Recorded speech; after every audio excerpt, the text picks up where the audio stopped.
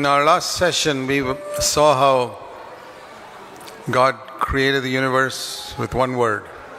हमने पिछले सेशन में देखा कि किस प्रकार से एक शब्द के द्वारा परमेश्वर ने पूरे संसार को, पूरे विश्व को बनाया.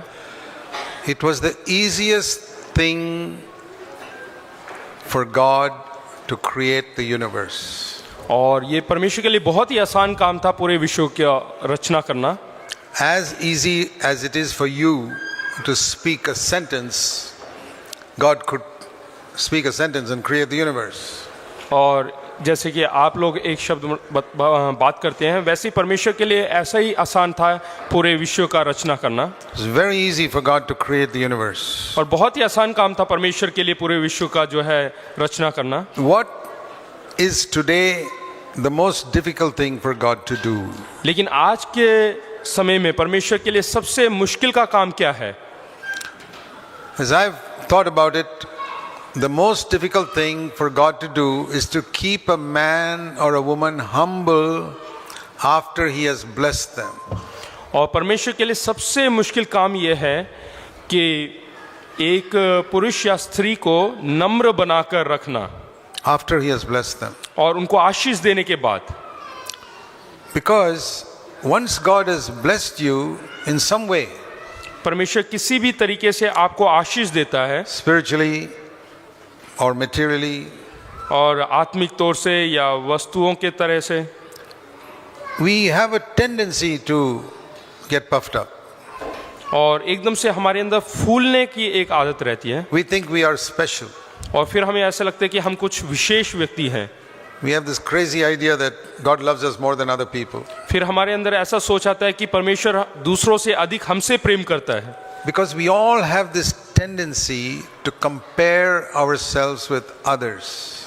हमारे अंदर ऐसा एक स्वभाव रहता है कि हम दूसरों की तुलना अपने आप से करने लगते हैं. Do you know that all pride comes by comparing ourselves with other people? जब हम अपनी तुलना दूसरों के साथ करते हैं तब हमारे अंदर अहंकार आने लगता है. I often ask this question. और मैं ज़्यादातर अक्सर ऐसा प्रश्न करता हूँ. If a child got 10 out of 100 in mathematics in a class, can he be proud? अगर जो एक बच्चे को 100 में से 10 अंक आते हैं, क्या उसके अंदर घमंड आ सकता है? Yes or no? हाँ या नहीं? Okay. All the others in the class got 5, 4, 3, 1, 0. उसके कक्षा के बाकी बच्चों को 5, 3, 2, 1 ऐसे अंक आए हैं तो Can he be proud? क्या ऐसी स्थिति में उसके अंदर घमंड पैदा होगा? He got 10 out of 100 and he comes home and says, Mommy, I came first in the class. हाँ, हालांकि 100 में से 100 नहीं आया, केवल 100 में से 10 ही आया, फिर भी वो बोलेगा कि मैं कक्षा में सबसे प्रथम स्थान पर हूँ. How can a person be proud when he gets 10 out of 100? किस प्रकार से एक के अंदर घमंड आ सकता है जब उसको 100 में से 10 मिला हो? Because of comparison. क्योंकि तुलना करने के कारण. See, you're not such a spiritual person. और आप इतना अधिक कोई आत्मिक व्यक्ति नहीं है. How did you become proud? लेकिन आपके अंदर घमंड कैसे आया? Because you're comparing yourself with other people who have got 5 or 4 or 3 and you think you're great. क्योंकि आप अपनी तुलना जो है उन व्यक्तियों के साथ करते हैं जिनको 5 या 3 या 2 1 अंक आया हो. Even though you only got 10 out of 100. हाँ, हालांकि आपको 100 में से 10 अंक ही मिला होगा. You see the foolishness of pride. देखिएगा ये जो मूर्खता है जो घमंड का. You take the same boy who got 10 out of 100. और उसी लड़के को लो जिसको 100 में से 10 मिला है. Put him in another school. दूसरे स्कूल में भेजो. Where everybody in the class is getting 98, 99, 100. और जहाँ पे उसको 100 में से 100 मिलते हैं, जहाँ पे दूसरे बच्चों को. Then what happens to him? फिर क्या होता है? He doesn't come home excited. और वो पूरे उत्तेजना के साथ घर में नहीं आएगा. He says, "Mummy, I came last in the class." वो आके बोलेगा कि मम्मी मैं सबसे आखिरी स्थान पर आया. Suddenly he became very humble. और एकदम से वो बहुत नम्र हो जाएगा. By comparison. और वहां पे भी क्या होता है? अपनी तुलना दूसरों से कर रहा है. So pride comes through comparison. तुलना करने के कारण घमंड आता है. Humility comes through comparison. और नम्रता भी तुलना के साथ आता है. So if the devil will always make you look at other people who are not as good as you. और शैतान जो है उन लोगों को तुम्हें दिखाएगा जो तुम्हारे उतना अच्छा नहीं है. And show that you are better than them. ताकि आपको महसूस हो कि आप उनसे बेहतर हैं, to puff you up. ताकि आपको फुलाएं। But when it comes to material things, लेकिन जब वस्तुओं की बात आती है, He will not let you look at people who got less than you because you may be happy then. और आपको जो है आपसे कम आशीषित लोगों को नहीं दिखाएगा। He will show you things, people who got more than you, so that you can always be jealous and covetous and want more and more. और ऐसे लोगों को आपके सामने लेकर आएगा जिनके पास ज्यादा है आपसे, ताकि आपके अंदर जलन पैदा हो।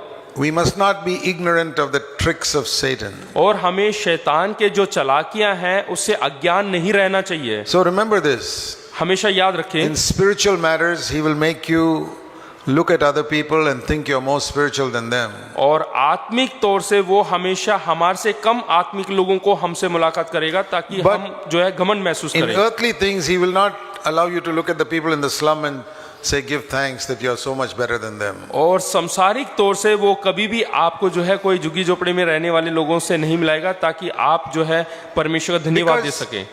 then you will not grumble and complain. फिर उनकी तुलना अपने आप से करेंगे तो कभी भी आप शिकायत And नहीं करेंगे, कुड़कुड़ाएंगे नहीं। the devil wants you always to be covetous, wanting more, और शैतान चाहता है कि आपके अंदर लालच रहे, हमेशा And आप और चाहें, to grumble and complain. ताकि आप हमेशा So कुड़कुड़ाते रहें। He will show you people who got more than you, इसलिए उन लोगों को दिखाएगा जो आपसे ज्यादा रखते and हैं। then you'll be covetous फिर आप जो है and लालसा you'll करने feel लगेंगे jealous. और जलन रखेंगे।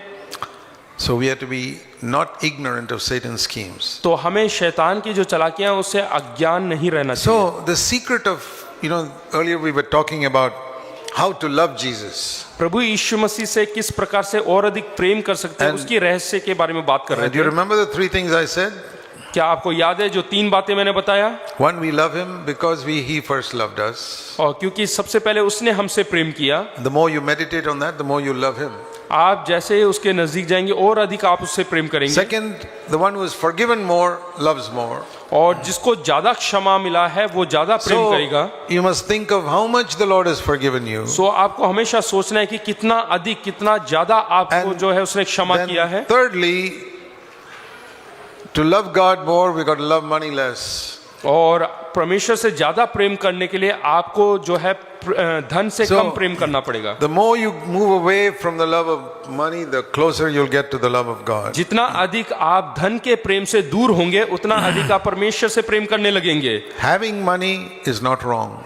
पैसा रखना गलत काम नहीं है, Loving money is totally wrong.